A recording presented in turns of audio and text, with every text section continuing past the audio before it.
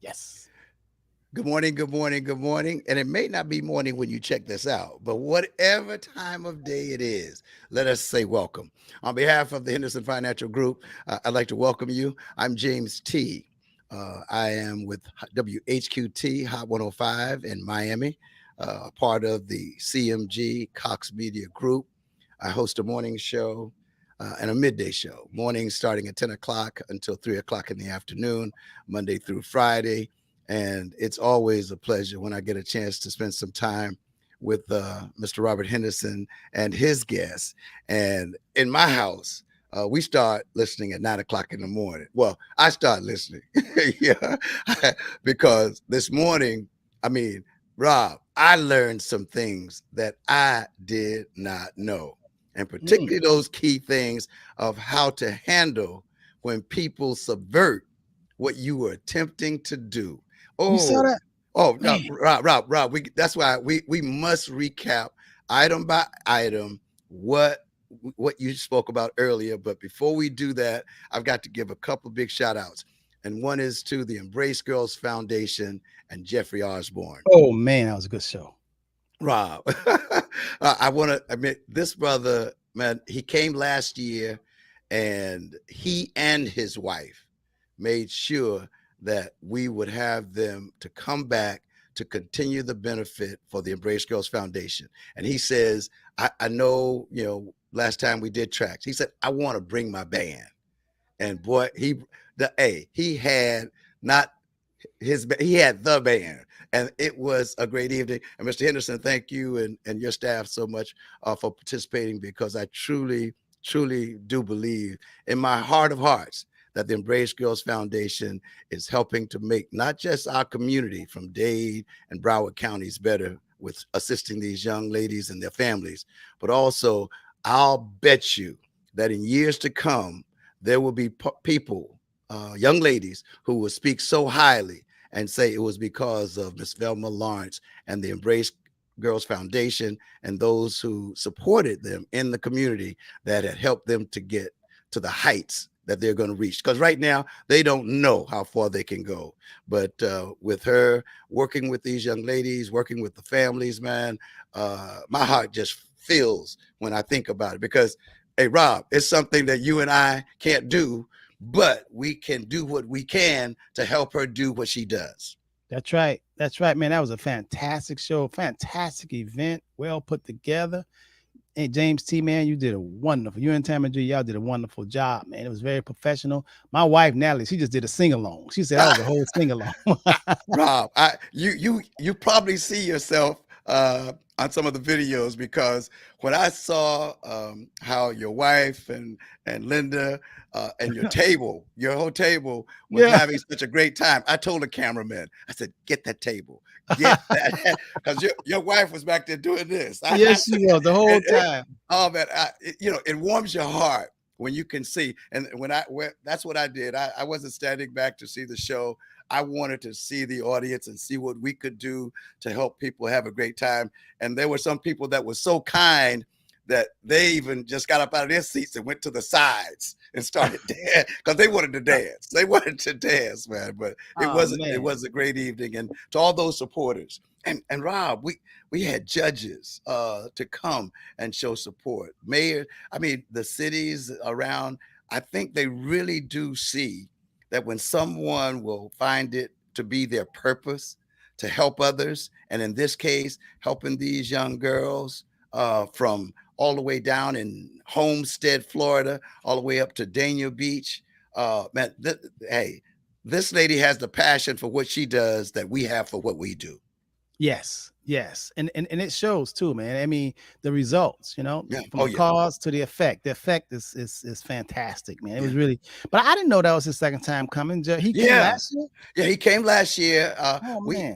Man, this is our fifth sellout that she's had with that, because people who hear about it, they can also see, because she's just not out there bringing them into a facility that she has.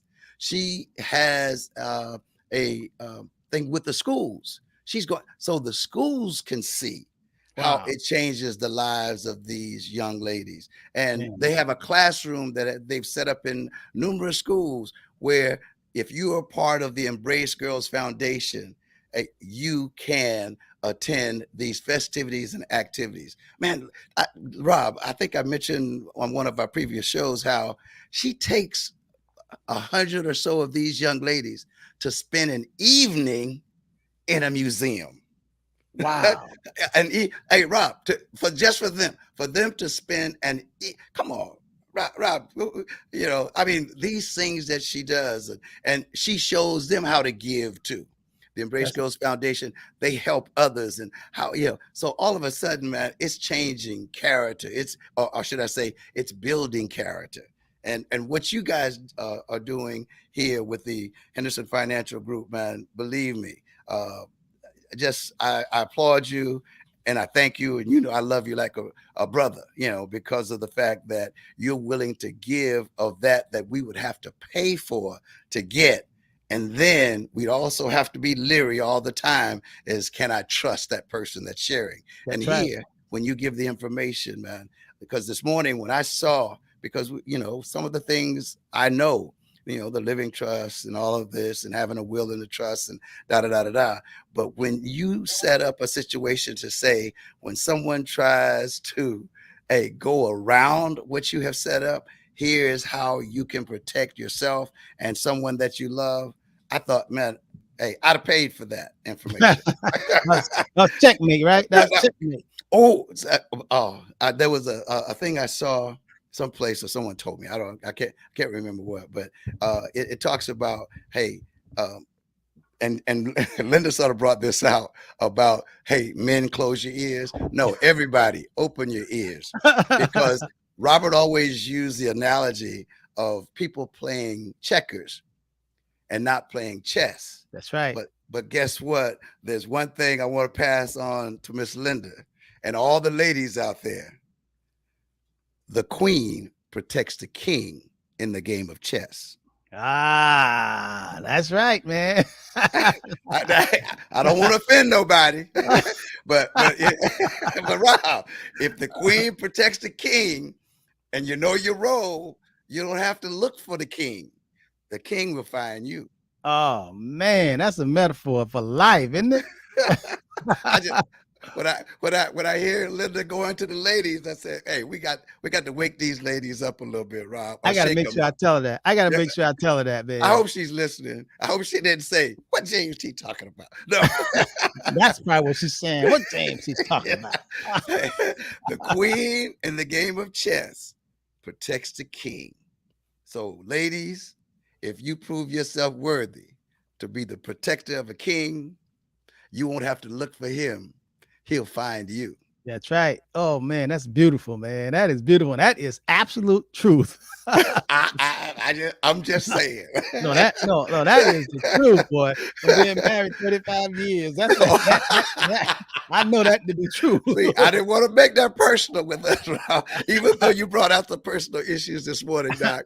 Introduce yourself, man, and we got the PowerPoint from where you started, and you've got to give the quick solution from where you started to where you're going, because financial literacy, man, honest to goodness, I'm trying to teach my family all that I know, even though sometimes they will listen, but I try to share all the time. Rob, go ahead, introduce yourself and let these people Robert know. Henderson. I'm Robert Henderson Jr., certified financial planner, certified tax coach. I'm the president, founder, and CEO of the Henderson Financial Group, located here in Miami Lakes, Florida. We have clients all over the country and out of the country. We've been in business for over 30 years. We're licensed, insured. We're licensed in total financial planning and asset planning, securities license, stockbroker, investment advisors.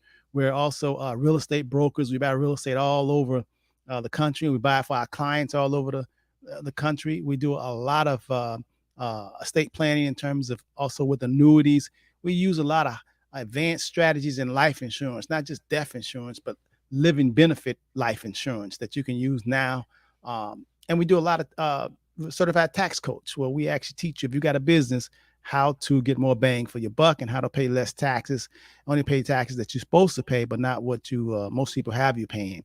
So we break it down to you, and we help you, and we talk to you in a way where you can understand it. We don't talk over your head, and we believe in the golden rule. treat people the way you'd want somebody to treat you. And our motto is we bring the future into the present right now, because what you do right now will actually determine how your future is going to look. And a lot of people get it backwards. They look at the future and say, why? But you got to go backwards and say, what did you do in order to get this results? You are the thinker that think the thoughts. And today it was laid on my heart because I was thinking about my auntie, Estella, she's in Sarasota. And for years, I talked on the radio and talked about going to see her and taking care of, because out of seven siblings, my mother and my auntie is the last out of seven. And my auntie, she's 86 years old. My mother is 84. And during this whole COVID thing, my aunt took ill. And while she was taking ill, someone came in and just tried to actually, I would say, not do what's in the best interest of her or what she really wanted. So James, back in 2018, I created a living trust for her, and she liked it and she understood it. I didn't want to. I could have created an irrevocable living trust. An irrevocable living trust would have been whatever I set up for her. She couldn't undo it. But I wanted her to still have power of choice to do whatever she wanted to do with her assets. So I made it and had created a living trust instead of a revocable living trust instead of an irrevocable living trust. The difference is, when you have a trust, if it's revocable, meaning that whatever you decide to do today, and whoever you decide to leave your assets and your belongings to, next week, next year, next month, you can change it and you can actually go back. The irrevocable trust means that whatever you do today, you can't go back and change tomorrow or the next day. But I wanted to not make it so certain, because she was still of sound mind and sound health at the time. And I wanted to be able to give her options. So therefore, I created had the attorneys create a revocable living trust. Unknowingly, a distant relative visited her and had her revoke that living trust and made her a life estate document with them the remainder man, meaning that she can live in the house, she can do whatever she wanted to do to the house, get a mortgage, sell it, rent it, whatever. But after her death, the property will go to them. And they saw that I had created a living trust back in 2018, but in 2021, they had her to revoke it and put their names on her property. And when we found out, we said, oh my God, Linda asked, did I confront them? And how I said, I really do believe the wisdom and the understanding that's in Proverbs. And when it says, don't deal with a fool, flee from a fool. So I look for the good book as a guidance. And it always have worked well for me. The golden rule, and don't frolic with a fool. Don't even try to argue with a fool. When you frolic with a fool, oftentimes you get hurt, right, James? And when people observe the two fools having a fight, guess what? You don't know which one is the fool. You mixed up, right? That foolishness done got on you, huh? Hey, two people are observing you arguing with a fool, and they're not going to know which one is the fool. So they'll put you both in the same bottle, Rob. But yeah.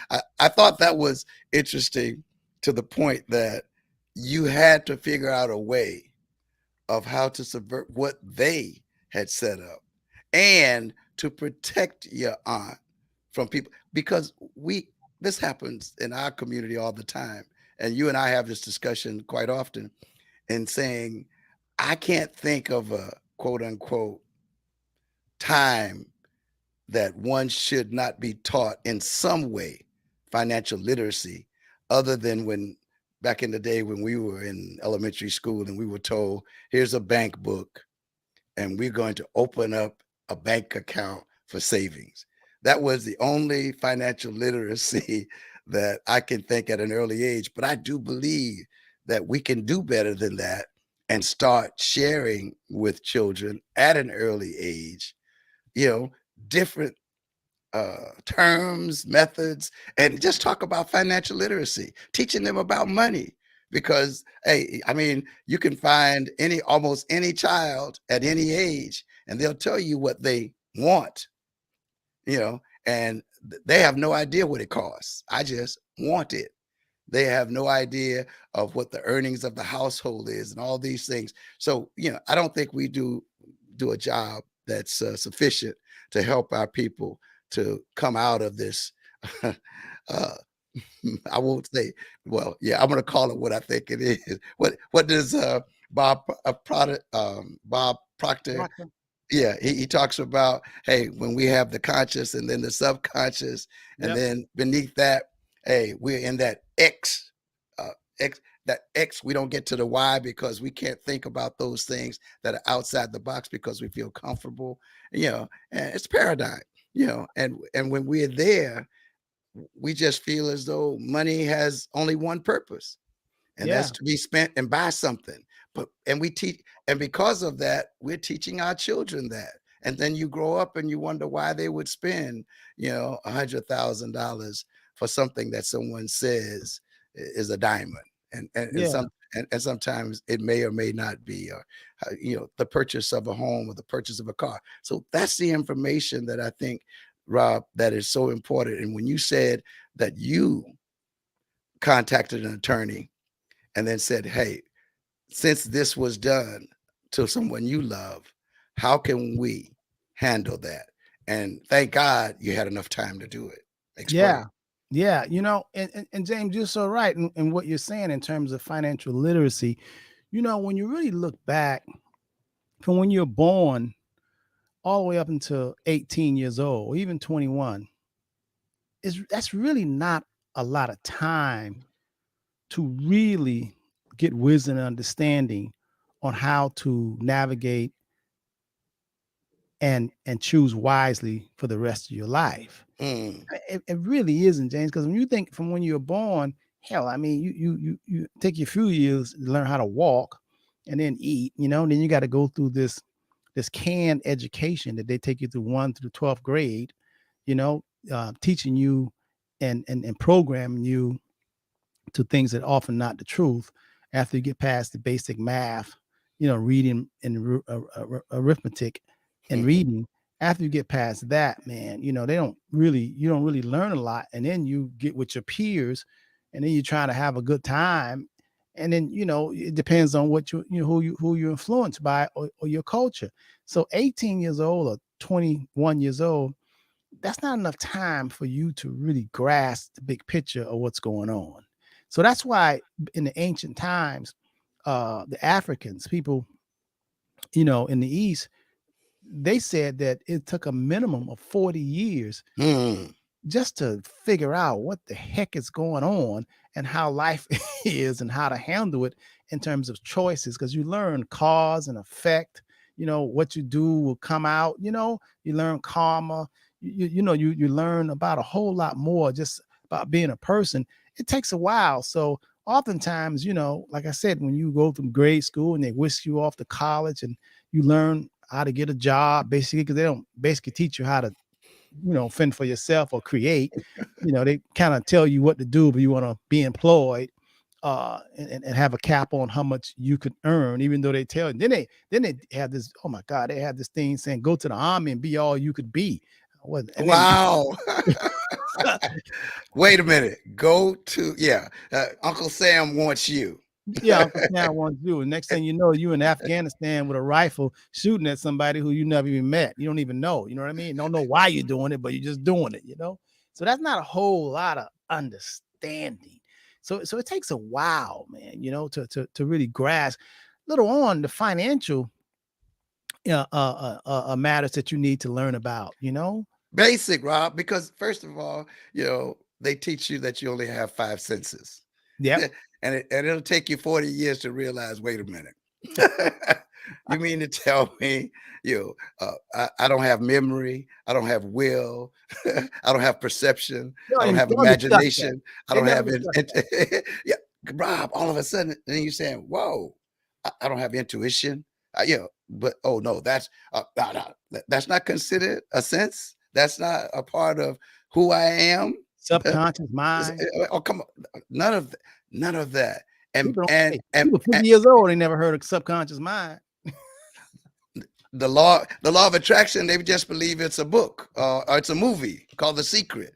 Isn't that something? That it can't be real, Rob. And all you have to do is test it to see if it's real. Yeah, do like other people were saying. You know, what Mama says, is this good? Try it, taste it, take a bite of this, and all Yeah. of a sudden you're saying, "Wow, Yeah. does that really work?" So financial literacy, man, is so important to getting to the point that you do not have to beg people to hire you to work for them to make them millions and billions. You can share in the profits, you Yeah. know, but you got to be in a position to do that because Finan- I have a favorite saying, Rob. You cannot negotiate in power unless you are willing and have the ability to walk away from the table. Yeah. Yeah. And like Miss Dupree says, it's working if you're conscious of it or not. It really is, whether you know or not. Something's going on.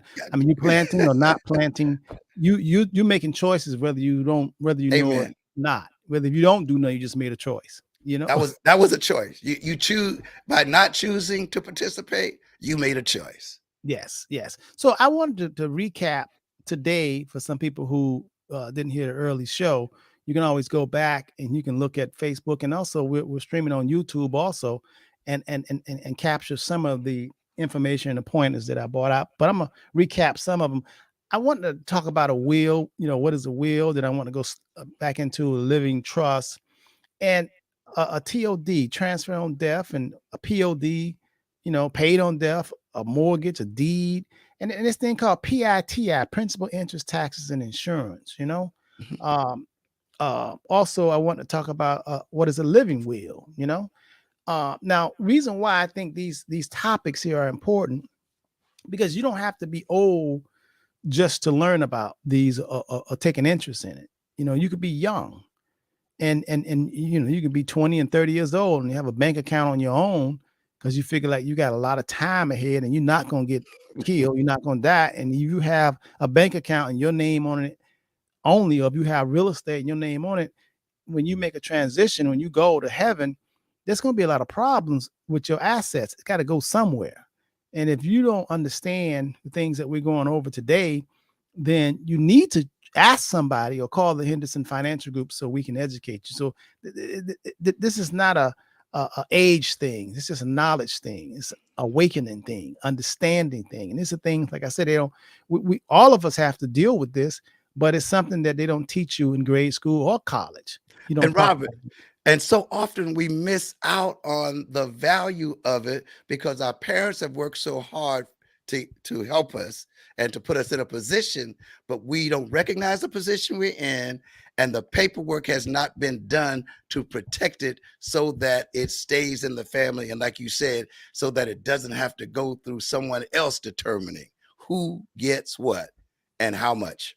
That's right. That's right. And you want to have as much control as you possibly can. You know, it's not a whole lot we can control, but the things that we can control, you want to control them.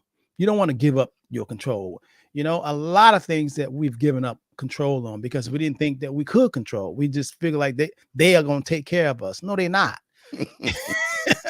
No, they're not. More than what you think. And all you have to do is look at your financial condition, and you can tell that somebody ain't take care of you. And they'll say, "Well, you didn't take care of you." And you like, "I thought y'all was gonna do it." No, you should have done it. You know what I mean? Those 4 words, oh, I didn't know, That's right. but we should have known. That's right. Matter of fact, you cannot try to get to heaven and say, "God, I didn't know." God would say, "Well, you should have known. You had everything there. I told you to ask, I told you to seek, and I told you to knock, for the door would be open. Did you ask? No. Did you seek? No. Did you knock? No. Well, what you thought? You just thought it was gonna drop in your lap? You know, you got an effort. There's something for you to do too, not just God is gonna hand it to you. You can't pimp God. A lot of people trying to pimp God and pimp the source. You know what I mean? No, it's always something for you to do. You make one step and the universe will make two. It's always like that. You man, the universe, God needs you because other than that, we'll be robots. There's something for us to do, and it's called effort. It's called faith. It's called belief. Get up and move your bed. If you want to go to the top, you got to start moving toward the top. You can't just lay down and go to sleep. You got to do something. Yeah. And then the unforeseen will come in, the unforeseen, the unknowing. Some people call it a miracle, but it's God. It's the creator helping you along. Now that's what you want to, boy. And when you start making them efforts and doing that, if you want to see something, if you want to see something that you ain't even know, you ain't know, or hear you, boy, you start trying. Start trying. But Rob, that's when, but see, oftentimes at that late date, too late date, that's when they run to say, what am I going to do? Well, wait a minute. No, you weren't prepared for this. You weren't prepared for, or you weren't prepared by preventing this from going to probate. Well, why I got to wait a year to get the monies that my mom or my dad or my aunt or my uncle or what, or hey, how do I even find out if there was something left for me? I know my aunt said she loved me and that she was going to give me this or give me that. But we have all been victims of taking the word or the words of a loved one saying that I'm going to do this, but nothing was ever written on a will or a living trust or revocable trust. We have no records. So all of a sudden, now someone else decides your fate. And all of a sudden you thought that, well, hey, if I just, be a good person and, hey, do this, that, if my mom or my dad or someone passes away with all that they have acquired, we'll have something to do or to give for our children or our children's children. And Rob, we miss out on that so much. And then somebody comes in and gives you pennies on the dollar as far as the value of something that you own. And you think that's all you can get. And as you say, you don't know. I think that we should make it real, like become conscious, especially in the community, that when we hear about someone is ill, someone is sick, whether they got cancer or someone, especially if they still coherent, I think that we should prepare. And you want to prepare before someone makes their transition. You want to say, okay, it's Big Mama. We know that she owns the house that she's in. And if she's married or if she's unmarried, if she's married, then it'll go to the spouse. But if she's unmarried, then you want to say, okay, before Big Mama makes her expires and makes her transition, we want to make sure that look at her bank account. Or we want to look at does she have a will or trust, or is anybody else named on the property? Because James, very often when people don't want to go there and think about assets or the distribution of properties and assets, immediately after death occurs and there's a flat line, all of us start thinking about burial. And as soon as you start saying burial or cremation, everybody's mind goes to cost and money automatically. Who has the money? Does she have the money to pay for the services, right? But we do that immediately after death has occurred. Now that's natural. People say, okay, who's gonna pay for this? Or what about the services and who's gonna make the arrangements? That I don't know why we have a habit of doing that once the door is closed. You're supposed to do that when your door is closing. Now, if it happens automatically, instantly, somebody wake up dead, and the next morning you say they died in their sleep, then you go, oh my God, we still start thinking about the cost of the service. We start thinking about what is left behind, but it's too late. And see, anytime you are a day late and a dollar short, you're going to always be behind the 8 ball. We have got to start preparing today for the future. Now, everyone that sees, hears me talking right now, none of us can escape this time. We all got to make this transition. All of us is going to make this transition. So you got to think, especially the people who are sick right now that you may know that the door is closing and man, somebody who 90 years old, They could make it to a 120. I don't know. But even 120, you don't start 121. You start at least saying, okay, let's make sure things are okay so they won't be taken advantage of. Because when you're operating being in a desperate state, oftentimes you don't make the best decisions. Can the church say amen? Amen. Rob. But see, I didn't wait till 120, Rob. It was 1980 for us. Yes. So that's been a few years. The at least start of saying, wait a minute, we need to do something here.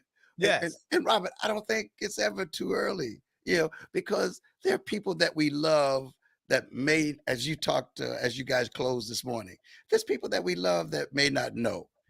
You got to find a way to speak to them. But hey, and if anybody is weary about talking about when I'm gone, hey, because Bob Proctor again, he says think about an hourglass.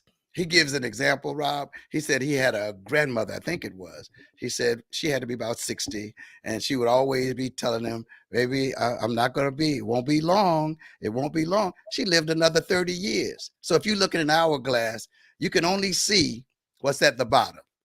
We don't know what's left in that hourglass.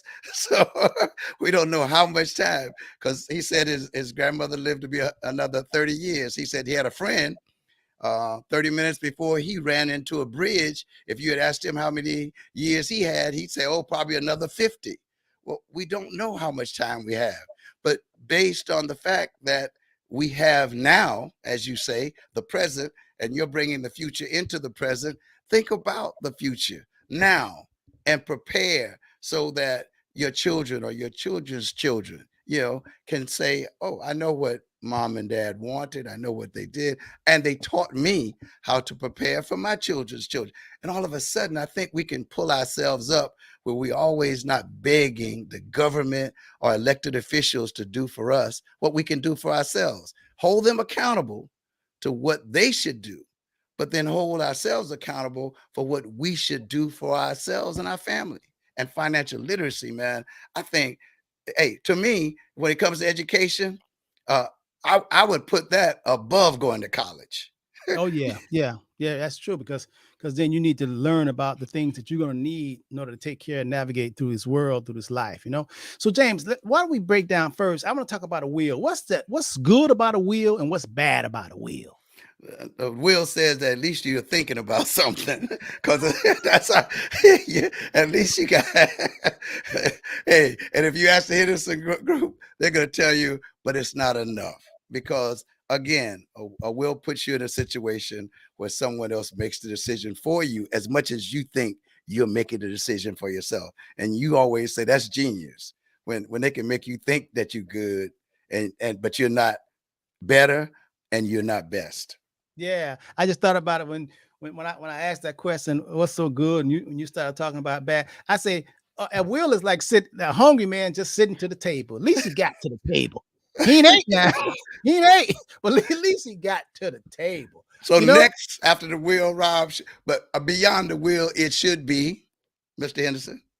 I mean, well, first of all, let's go through a will. So a will is just a document that gathers your information regarding all your things and stuff that you want to pass on after you leave this world. So you got to the table. In other words, at least you cared enough about the people you leaving behind to at least give them some kind of clue where your stuff is. You know what I mean? You a treasure hunt. You don't want a treasure hunt. And at least you said, okay, I'm gonna make it easy for you. I'm gonna give y'all a map. I'm gonna tell y'all, I got some money, in the pillow that's in the attic. Rob, you don't need a will for that. Bob, go to that next thing. The will, because you know you're not going to advise somebody, this is what you need. Will is awful. You just need a will. You just need, okay, come on. Let's go to the next one. All right, so I want black folks, white folks, Spanish folks, everybody listening to the sound and seeing me, forget them wheels, all right? Forget them wheels. That's nothing. A wheel is like having a toy with no batteries in it, okay? It ain't no good, all right? And plus, you have to go to the judge, and the judge's going to make the final decision anyway, okay? The next thing is I like the living trust. Living trust, I like that because it's everything in a will, their will does, but you don't have to go through a judge in order to activate it. It doesn't need batteries. So whatever you put down in a living trust, I like that because it comes out of your personal name and it goes into the name of your trust. It'll be Robert Henderson Living Trust, Family Living Trust, and the public records, the taxes, how you know you did it right, because next year when the property taxes come, it's not going to have your personal name on it. It's going to have Robert Henderson Family Living Trust as the owner of that property. That's when you know that you've done it right. A lot of people, James, get a living trust done. They pay for it, but it's never funded. They got it done, but they never transfer the property out of their personal name and put it into the name of the trust. That is happening more often. Half of the people that get a living trust done, they never funded it. They never transferred it into the name of the trust. They kept it in their personal name. And when every year they get a tax notice that says that the property taxes is due and the property still in their personal name, that's not a living trust. Robert, that is so important. That is so folks, just so when people tell you, hey, you need to get a trust, and you don't, and this is what the Henderson Financial Group will do for you, but listen up. You need to have someone. What are you going to do? What will be funded in that trust so that you can be protected as well? Go ahead, Henry. That's right. So a living trust is good. It avoids probate. So once the big mama, big papa die, you don't have to go through no judge, no court, no attorney fees, all that stuff. Okay. It's already whatever on the document. That's who gets it. Now, the thing about a living trust is the person who property it is, that's why it's called a living trust, meaning because they can revoke it. They can change their mind anytime they want to. They can sell the property, or someone can trick them to give the property to them, because they still have signing privileges. That's what happened to my 86-year-old auntie, who I created a living trust for in 2018. Someone came along after COVID. She was alone, and they had her sign her property over, and they gave her a life estate.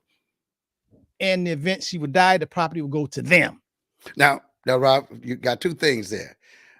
They had the trust, right, your aunt, but right. She was still in charge of the trust. That's right. And were you a co-trustee, or what was your position with that first? I was a backup trustee after she died. After, okay. So I didn't have any power to do anything while she was alive. She still had all the power. All the power. So upon her death, then I have the power. So again, this is what I say, that this is why we have to protect our elderly.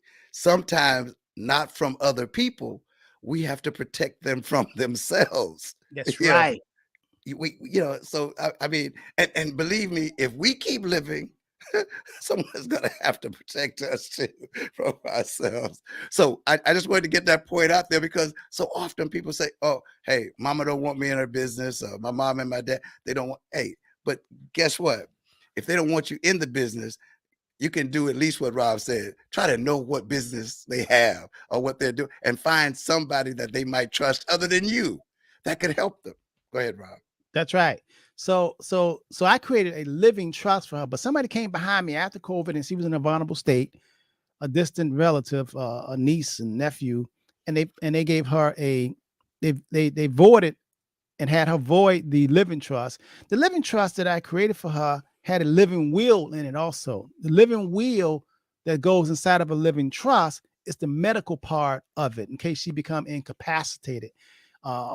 It'll give me backup trustee, and when she becomes incapacitated, I can tell the hospital to operate or don't operate, or put on life support, or blood transfusions or what, because a living will, which is the medical part of the trust,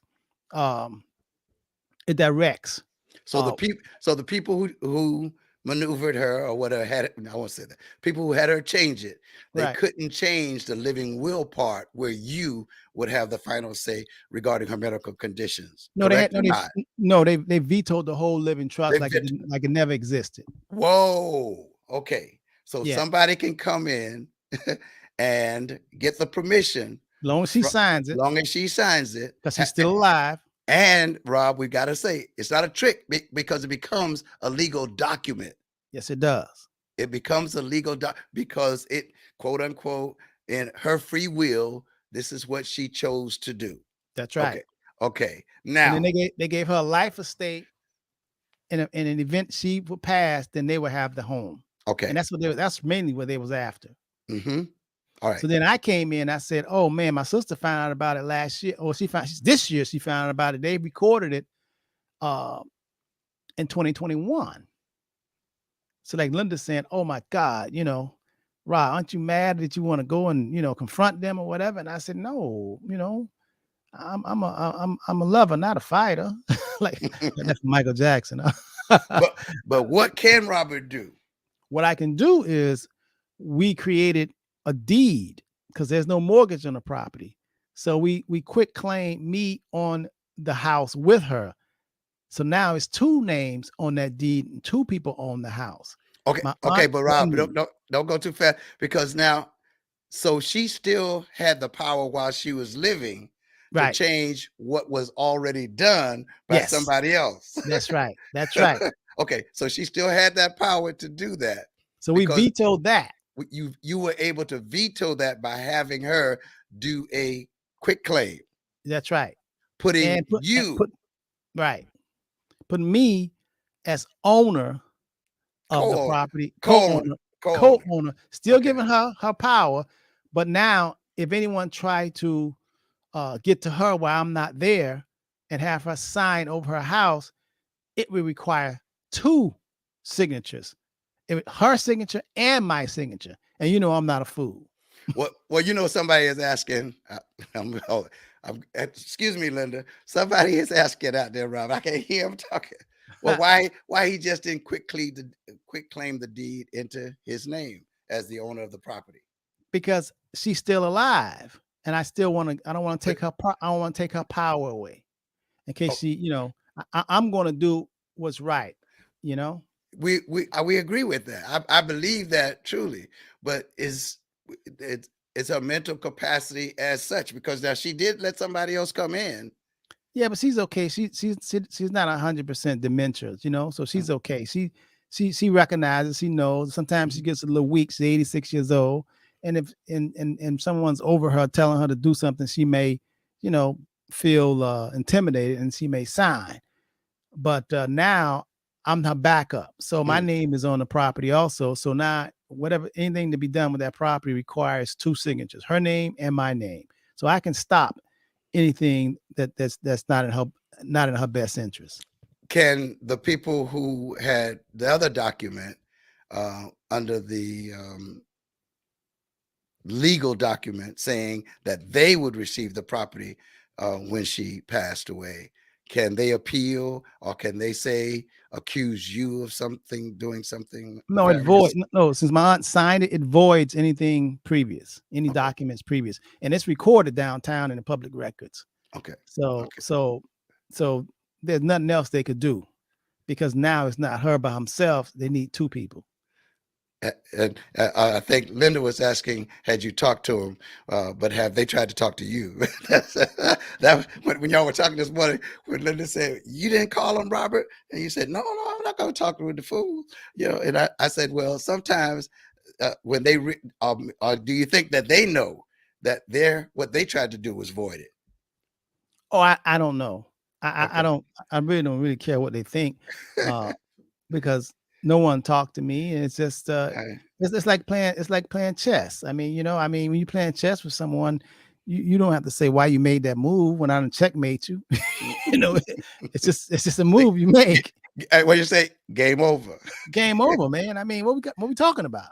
That's You it. know. Okay, good enough. Now, that was so awesome in protecting, quote unquote, your aunt, and you're being able to say, wait a minute, rather than calling them, fussing, and you know this happens in families, rather than calling and fussing and fighting. That is why even prior to, I say that relatives, or particularly siblings should really be concerned about loved ones. And we have what we call family reunions. And one of the things that we have at the family reunion are meetings. So sometimes, as I have siblings, and there were times we had, hey, I'm the eldest male, and the youngest male, we were trustee. We were made trustees, so forth and so on. But we also had an attorney, so that the other family members can feel certain that I'm not going to get with my brother and we're going to do something nefarious. So so I think that the whole thing comes to knowing what's available, and the Henderson Financial Group can help you with knowing what the situation is. Because I've seen these things on TV where I think it's in the Carolinas, where there are laws on the books that someone can come talk with a family member, buy their portion of the property, then turn around if he or she gets enough, that they can force all the other people to share land that may be in the family, because there are people who just said, I don't care about the land or whatever. And all of a sudden you have to accept whatever the price is for the property that you never wanted to sell. Yeah, and that's something. It's business, man. It's a treacherous game, man. It's not complete. They don't call it fair. It's like whoever can make the best move, and that's, and a lot of people are not aware of it. People think that people are just going to be kind and nice to you, but when you ignorant, you're subject to be taken advantage of. When you're ignorant to something, it's like me. I'm ignorant to the motor of a car. I have to really depend on someone who you know who's going to take care of it. I have to have warranty on the car. I have to have some trust. But when you don't know something about something, you're very vulnerable because you don't know. And it's the same thing that happened with the doctors, lawyers. I mean, you don't know. So that's why I say you want to educate yourself as much as possible on the things that are going to affect your life. And there's a certain aspect, things that affects all of our lives, man. Mhm. And financial literacy, is something. Medicare, Social Security, those are boring things, but these are things that you really need. And and if you don't do it right, and oftentimes most people are not doing it right, and they're not getting all that they can get. Taxes, most people are not doing that right. They're paying too much in taxes because they don't understand. They're leaving it up to somebody. Anytime you're paying taxes last year and you paid $5,000-6,000, and the year before that you paid $5,000 or $6,000, and every year you're paying taxes, and and if an accountant hadn't told you, whoever you're taking your taxes to hasn't said to you, listen, we need to do something to help you to stop paying these taxes over and over each year. And since they know that you are not a tax expert and they're supposed to be the tax expert, if they don't come to you and tell you how to how to reduce those taxes, then they're the wrong person for you. I Right. mean, it's just the wrong person. And that's in every aspect of your life. If you go into a doctor and they're not trying to tell you what to do to prevent something, Other they than just, taking medication. other than taking medication, you're going to the wrong doctor. Rob, we're running out of time, but the other thing that I thought affected anybody, some people from 17 years of age to whatever, and that was the deed and the mortgage when you brought that up. Because most people get married, and they get married young. And then when people get married, one of the first things that they want to think about getting, if they already have a car, is we're going to get a house. That's Yeah. right. We're going to get a house. Help us out with help everybody out with that difference, because they haven't thought about the difference between the mortgage and the deed, and That's right. and the benefit of having names on or having names off of that mortgage and deed. That's right. Every house, when you buy a house, unless you pay cash for it, you got a loan. You borrow from a lending institution, a bank, a mortgage company. You borrowed that money. So the deed part of it, every house has a deed. If it still have a mortgage on it, then it has a mortgage. So it's two components of a monthly payment. Actually, it's four components of a mortgage payment. It's the principal and interest of the mortgage, and it's the taxes, and it's an insurance. Now, a deed is actually, think of that as the physical part of the structure of a property. Like if it's land or if it's a house, that's you have the deed, you have ownership and public record. But also, what's gum on your shoe that comes along with that, if you borrowed from someone in order to buy that home, they call that a mortgage, and they put a lien against the deed just in case you don't pay them back the money, the bank back. The bank can come and foreclose take your house, sell it just to get their part that you owe them. Here was the key, and you guys didn't bring this out clearly, I don't think, earlier this morning. So now it's not just you and that other person, whether it's a spouse or a partner, on that deed. There's now it's 3 people or entities now on that deed. Am I correct?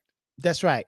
Right. Right. You well, it's still you and your spouse on the Yes, deed, but but a lien against that, lien. a claim against It's that a deed. deed Correct? is a Deed. mortgage lien because you owe somebody or some institution, a bank, you owe them, and you've pledged your house. You pledged your deed as collateral until you pay them off, the mortgage company or the bank. Now, can you have another person? Just a question, because some people get what we call second mortgages, and if it's a second mortgage, not from the same institution that you have the first mortgage, now do Right. you have another lien against the property? That's another lien. That's a backup lien. If you want to get a second mortgage, then they have a lien against. Now you got 2 gum on your shoes. So now you have to satisfy and you have to pay in order to have a free and clear house. Even if you want to sell a house, you can't sell a house unless you pay off the mortgage liens, the first or the second or the third mortgage. At the closing, they'll be paid off first, and whatever's left over, then you will get the equity that's in the house. But they got to be paid back what you owe them first. The bank, the people who you borrowed money to buy the house. Those are the liens, the mortgages. Now, it would be wise when a young person get married.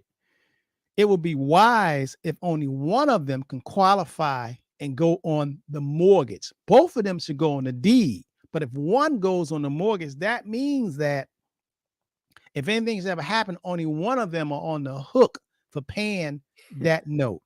Okay. The problem is that we've been taught that when you get married, especially when you're young, both people qualify, both names, not only on the deed, both names are on the mortgage.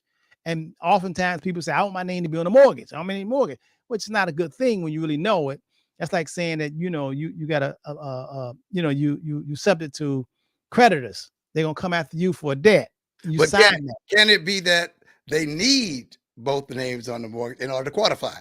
That's most time they do because they don't make enough money, especially nowadays. Properties just cost so much. They need both names to be on the mortgage in order to qualify because the bank says, we want to come after both of y'all. We want to hound both of y'all in case y'all late. We want to call both of y'all. We're going to harass both of y'all. We want to call your cell phone, your home phone. We want to call your job. We want to do everything. So we want to harass both of y'all. So both of y'all are on the mortgage. You're already on the deed, but you're on the mortgage to IOU. Now, oftentimes when someone says, listen, it's time to get a divorce.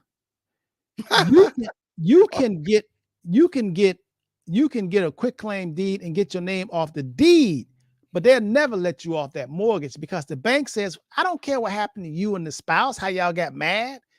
You signed this mortgage when y'all was happy for us to give you money to buy that house. Now, just because y'all mad, what they got to do with it?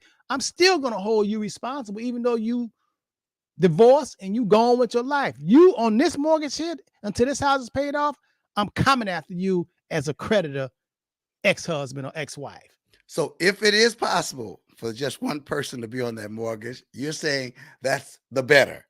Yes, it is. It's the better. That's the better. If it can't be, boom, just in case. But now, what happens in the case of anyone being deceased before the other?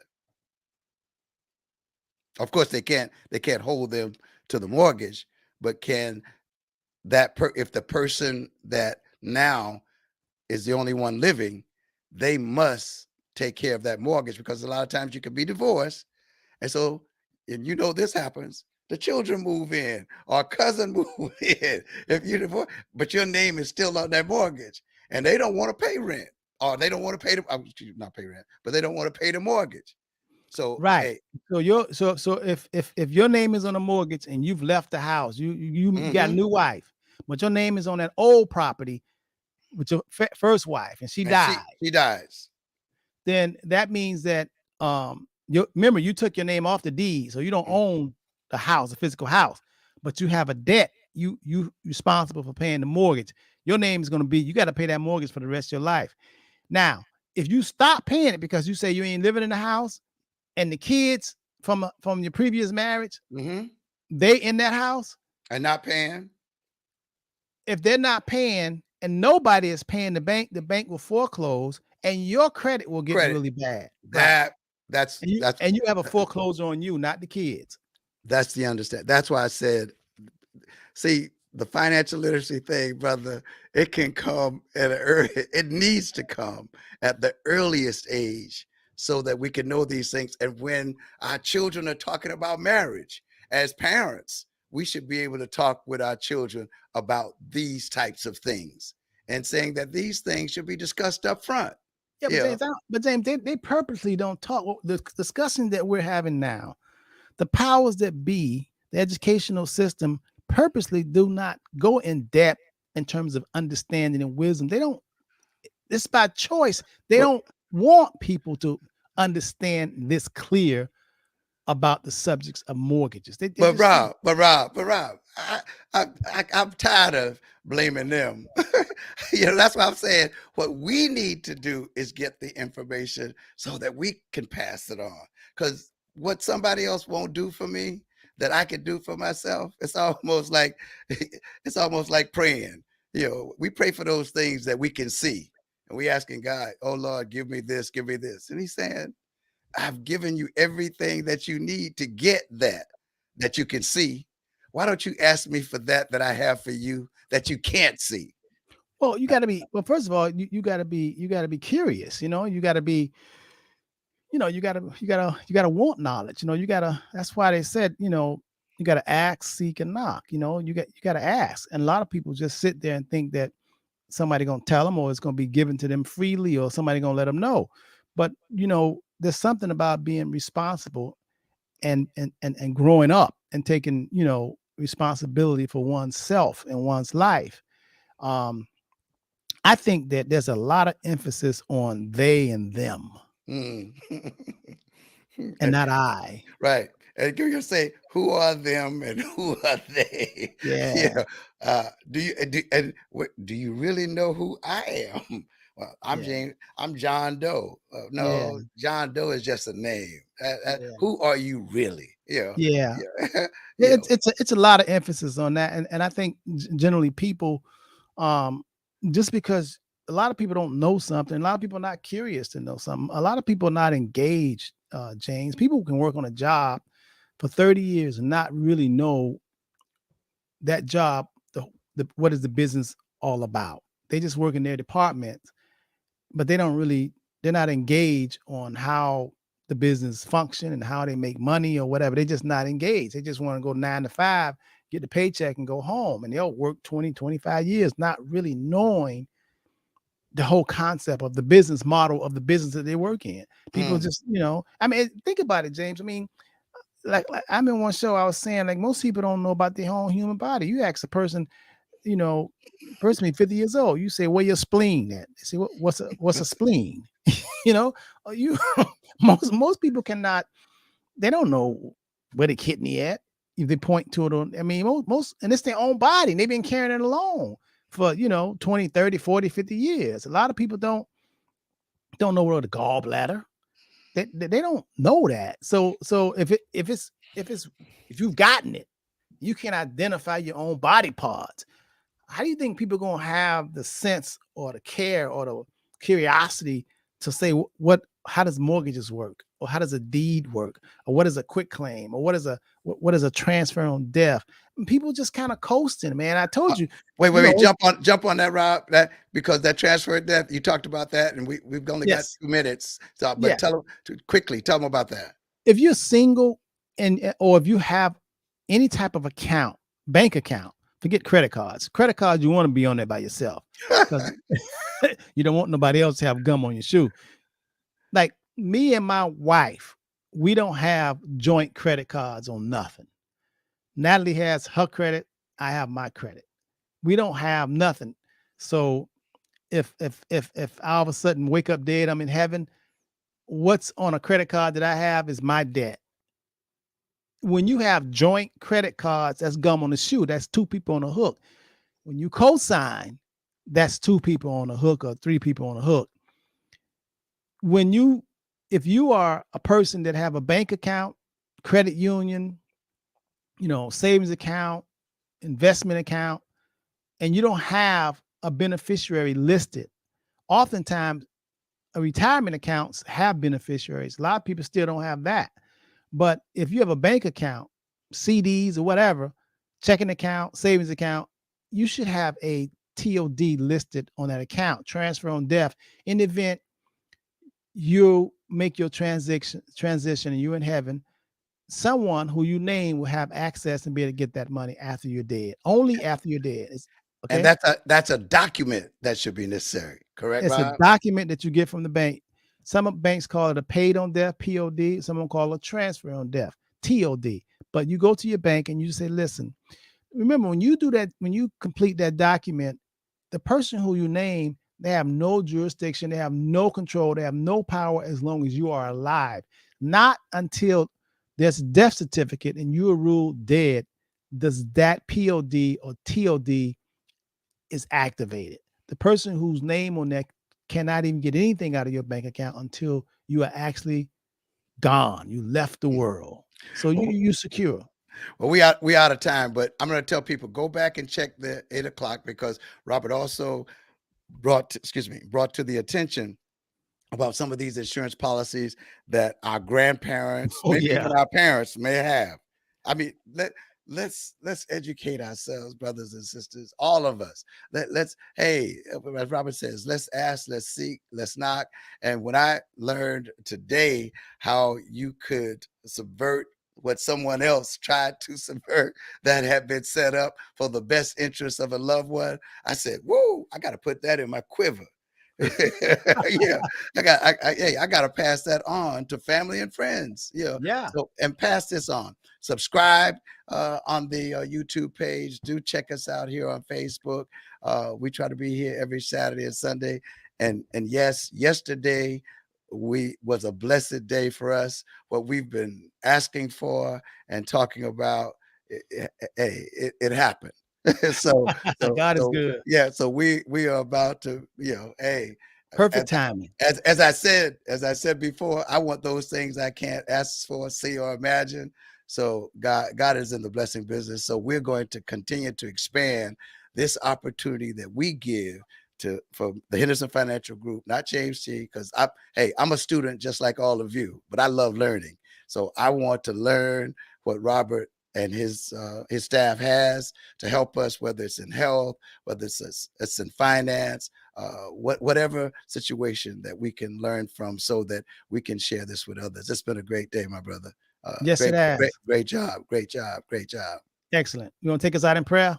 Oh, hey, Father, join us in praying that the Lord would use us and use us in a mighty way to be a blessing to others, and to be ready and willing for us to be ready and willing to respond to God's call on our lives.